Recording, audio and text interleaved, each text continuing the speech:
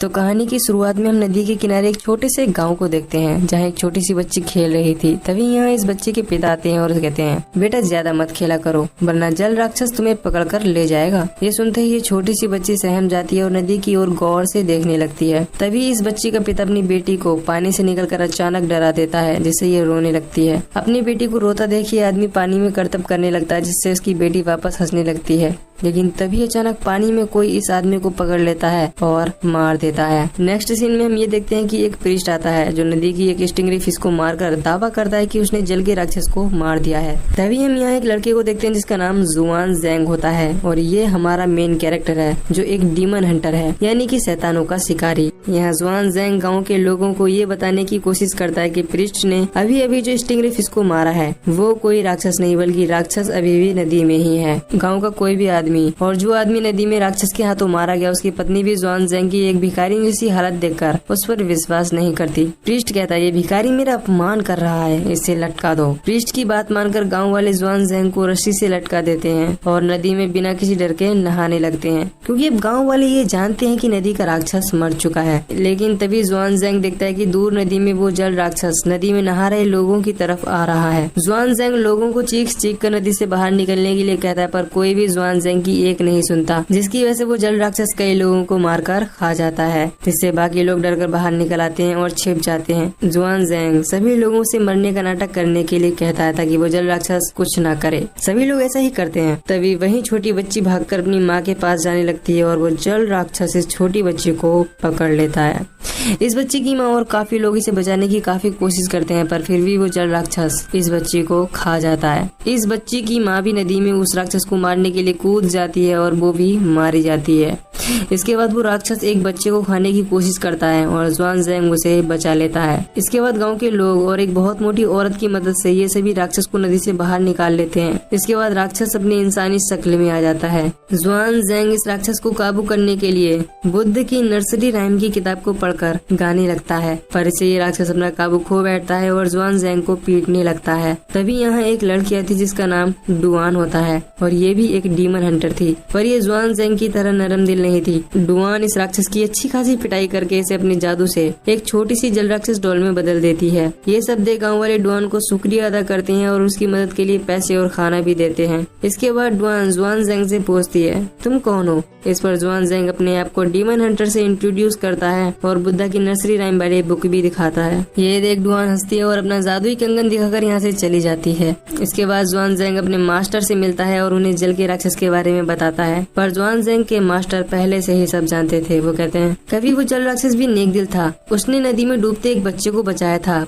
पर लोगों को लगा कि वो उस बच्चे को अगवा करने आया है, इसीलिए गांव के लोगों ने उसे मारकर उसकी लाश नदी में फेंक दी और तब से ही वो एक गुस्सैल राक्षस बन गया। जुआन कहता है, मास्टर क्या सच में नर्सरी राइम में बहुत ताकत है? मास्टर कहते हैं, हाँ ये बहुत ताकतवर है, इससे कोई भी राक्षस फिर से नेक दिल बन सकता है। जुआन कहता है, मैं बाकी डीमन हंटर्स की तरह डीमंस को मारना चाहता हूँ। इस पर जुआन के मास्टर जुआन को ऐसा न करने और बुद्धा की नर्सरी राइम से राक्षसों को शांत करना यही एक अच्छा तरीका है, ऐसा कहते हैं। दूसरी तरफ हम एक जंगल में दो लोगों को देखते हैं जो जंगल के बीचों बीच बने रेस्टोरेंट में आते हैं। तभी इस रेस्टोरेंट का दरवाजा अपने आप बंद हो जाता है। ये रेस्टोरेंट पूरी तरह खाली था। यहाँ वेटर आता है और अपने रेस्टोरेंट के रोस्टेड पिग्स दिखाता है, जिन्हें देख इनके मुंह में पानी आ जाता है। इसके बाद ये दोनों यहाँ खाना खाते हैं और इतना स्वादिष्ट खाना खाने के बाद खाना बनाने वाले की तारीफ करते हैं। इस पर इस रेस्टोरेंट के मालिक जिन्होंने खाना बनाया था वो आता है और इनके पास बैठ जाता है। लड़की रेस्टोरेंट के मालिक को देखकर कहती है, बोलिए ना, बताइए आप इतना अच्छा खाना कैसे बना लेते हैं? तभी एकदम से ये अपना डरावना रूप इन्हें दिखाता है, जिससे हम समझ पाते हैं कि ये एक डीमन है, यानी कि एक राक्षस है। ये राक्षस इन दोनों को मारने की कोशिश करता है तो ये दोनों भागने लगते हैं और देखते हैं कि पिग्स के अंदर इंसान थे। ये भयानक नजारा देख के पागल हो जाते हैं। तभी रेस्टोरेंट मास्टर इन दोनों को भी मार डालता है। अब हम देखते हैं कि यहाँ जुआन आता है और एक लड़की जुआन का स्वागत करती है और कहती है, हमारे यहाँ आज काफी कस्टमर आए हैं, पर आप चिंता मत कीजिए, जल्द ही कोई जगह आपके लिए खाली हो जाएगी और मुझे यकीन है कि आपको हमारे रेस्टोरेंट की खास डिश ये रोस्टेड पिग जरूर पसंद आएंगे। जुआन को सब कुछ साफ साफ दिखाई दे रहा था। उसे कस्टमर्स की जगह मरे हुए लोग और रोस्टेड पिग में रोस्ट इंसान साफ साफ दिखाई दे रहे थे। जुआन कहता है, तुम्हारा खेल खत्म हुआ, मैं जानता हूँ कि तुम एक डीमन हो। ये सुनते ही औरत जुआन को मारने की कोशिश करती है, पर तभी एन वक्त पर डुआन यहाँ आ जाती है और एक एक करके सभी डीमंस को मार देती है।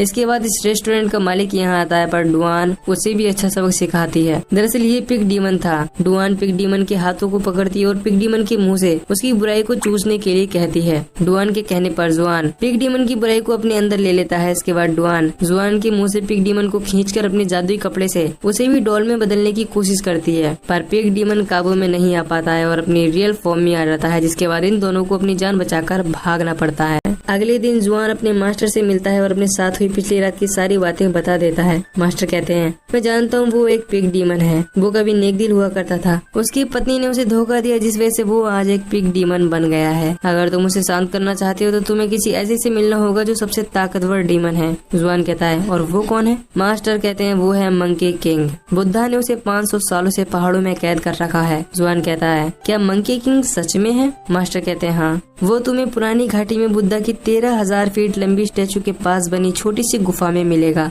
जुआन के जाने से पहले मास्टर ये भी बताते हैं कि मंकी किंग बहुत ही चालबाज है और तुम उसकी किसी भी चाल में मत फंसना। अब जुआन अपने सफर पर होता है, तभी वो एक जाल में फंस जाता है। कुछ बुरे लोग एक चैरियट से बाहर निकलते हैं। इनमें से एक के गले में डुआन का कंगन था। जुआन देखता है कि इन बुरे लोगों में डुआन और 2 लोग भी पकड़े हुए हैं। ये अपने आप को डीमन हंटर्स बताते हैं, साथ ही डीमन हंटर्स को भी मारते हैं। यहाँ डुआन कहती है कि जुआन उसका पति है और वो कोई डीमन हंटर नहीं है, इसीलिए उसे जाने दे। जुआन सच कह रही है, इसीलिए डीमन हंटर्स इन दोनों को किस करने के लिए कहते हैं। डुआन जुआन से कहती है, जल्दी मुझे किस करो और साबित कर दो कि हम दोनों पति पत्नी हैं, वरना ये लोग हमें मार देंगे। डुआन जुआन के साथ जबरदस्ती करने लगती है, जिससे इन सबकी पोल खुल जाती है। दरअसल डुआन इन सबकी बॉस थी और डुआन जुआन को प्यार करती थी, इसीलिए उसने अपने साथियों के साथ मिलकर ये ड्रामा किया ताकि जुआन डुआन के प्यार में पड़ जाए। खैर, यहाँ जब जुआन को डुआन के इस ड्रामे के बारे में पता चलता है तो वो इन पर गुस्सा करता है और जाने लगता है, पर डुआन अपने साथियों से कहकर उसे बंद करवा देती है। डुआन अपनी एक साथी से मदद मांगती है कि आखिर वो कैसे जुआन को अपने प्यार में गिराए। वो डुआन को एक पेपर कट देती है और अपने ऊपर लगाने के लिए कहती है। जब डुआन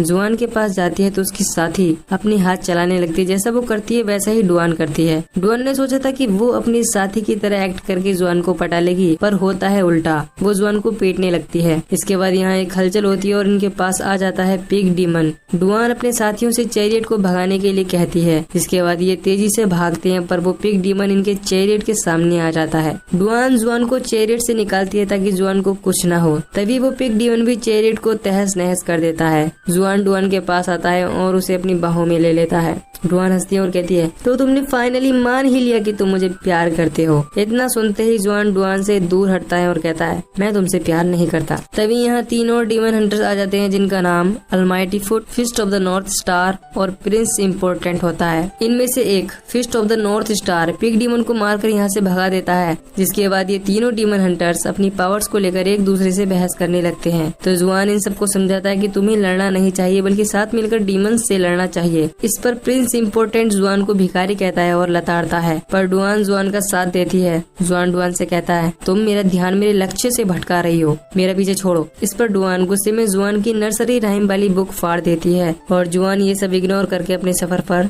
चला जाता है। जुआन पहाड़ों से होता हुआ आखिरकार पुरानी घाटी पहुंच जाता है, पर वहां कहीं भी बुद्धा की स्टैचू नहीं थी। वो अपनी आंखें बंद करके ध्यान लगाता है तो पाता है कि पहाड़ों में बुद्धा की स्टैचू है। जुआन वहां पहुंचता है और मंकी किंग की गुफा को ढूंढ लेता है। यहाँ जुआन मंकी किंग से मिलता है और पिग डीमन को शांत करने का तरीका पूछता है। इस पर मंकी किंग कहता है कि तुम्हें किसी सुंदर लड़की को यूज करके पिग डीमन को मेरे पास लाना होगा, इसके बाद मैं उसे शांत कर दूंगा। तभी डुआन यहाँ आ जाती है, जिसे देख जुआन कहता है, तुम यहाँ क्या कर रही हो? डुआन कहती है, यह वक्त ज्यादा सोचने का नहीं है, मुझे पता है तुम्हें इस वक्त किसी सुंदर लड़की की जरूरत है, तो मुझे लगता है मैं तुम्हारे किसी काम आ सकती हूँ। इसी के साथ डुआन इनकी मदद करती है, जिसके बाद पिग डीमन यहाँ आ जाता है और इन्हें मारने की कोशिश करता है। गुफा से मंकी किंग पिग डीमन को आवाज लगाता है और उसे गुफा के अंदर खींच लेता है। जब जुआन और डुआन आते हैं तो देखते हैं कि पिग डीमन अब एक नॉर्मल पिग बन गया है। डुआन अपने जादुई कपड़े से उसे पिग डॉल बना देती है और जुआन को दे देती है। डुआन जुआन के सामने फिर से अपना प्यार जाहिर करती है और कंगन को एज अ रिंग उसे पहना देती है,